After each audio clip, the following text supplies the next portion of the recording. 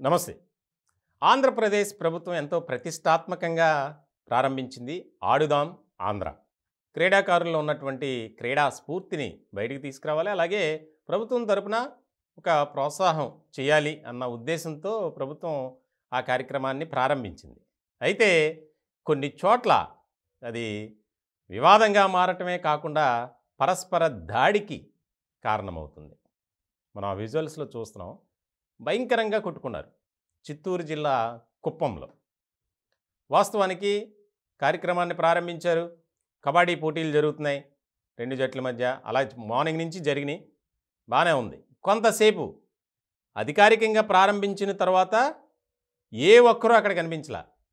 అంటే అధికారులు గానీ, అక్కడ ఉన్నటువంటి స్థానిక ప్రజాప్రతినిధులు గానీ. అప్పటి వరకు బానే సాగింది. తర్వాత కేవలం మ్యాచ్ రెఫరీస్ వీళ్ళు ఉంటారు కాబట్టి వాళ్ళ సమక్షంలోనే కబడ్డీ పోటీలు, ఇతర పోటీలు జరిగాయి.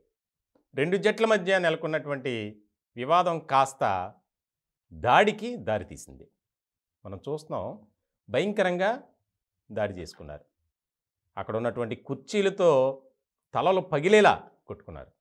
ఎందుకనంటే అక్కడ కబడ్డీ పోటీలో జరిగింది. సాధారణంగా అక్కడ కంట్రోల్ చేయాల్సినటువంటి పరిస్థితి కూడా లేదు.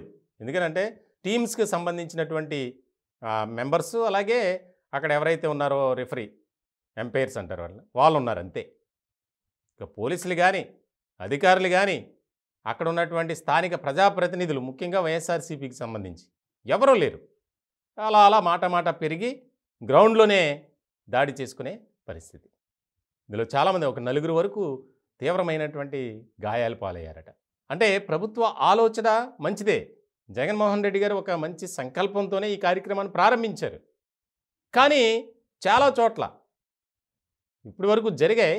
అంటే స్వల్ప వివాదం, క్రీడాస్ఫూర్తి కనబరచాలంటారు. కానీ అక్కడక్కడ చిన్న చిన్న వివాదాలు, గొడవలు జరిగాయి.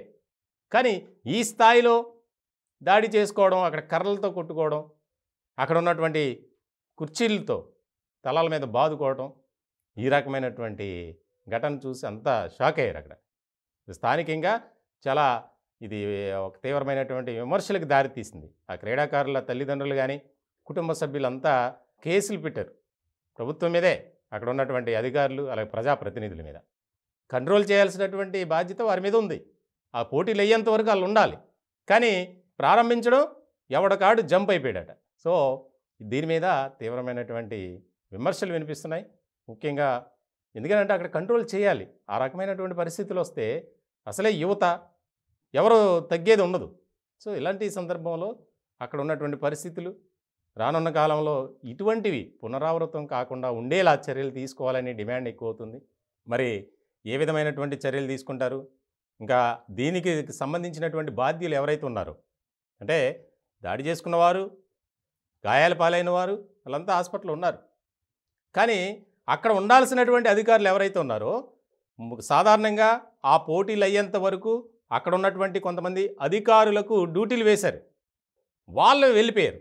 వాళ్ళందరిపైన చర్యలు తీసుకోవాలనే డిమాండ్ ఎక్కువైంది.